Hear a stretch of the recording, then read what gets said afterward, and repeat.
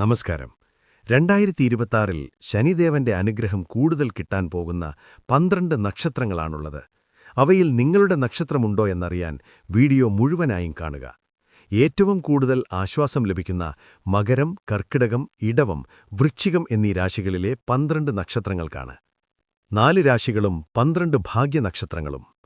2026-ൽ ശനി മീനം രാശിയിൽ നിൽക്കുമ്പോൾ ഏറ്റവും കൂടുതൽ ആശ്വാസം ലഭിക്കുന്നത് മകരം, ഇടവം, കർക്കിടകം, വൃശ്ചികം എന്നീ രാശികളിലെ 12 നക്ഷത്രങ്ങൾക്കാണ്.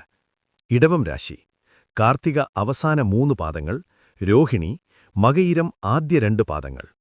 കർക്കിടകം രാശി: പുണർദ്ധം അവസാന പാദം, പൂയം, ആയില്യം.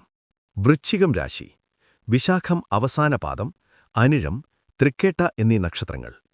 മകരം രാശി: ഉത്രാടം അവസാന 3 പാദങ്ങൾ, തിരുവോണം, അവിട്ടം ആദ്യ 2 പാദങ്ങൾ.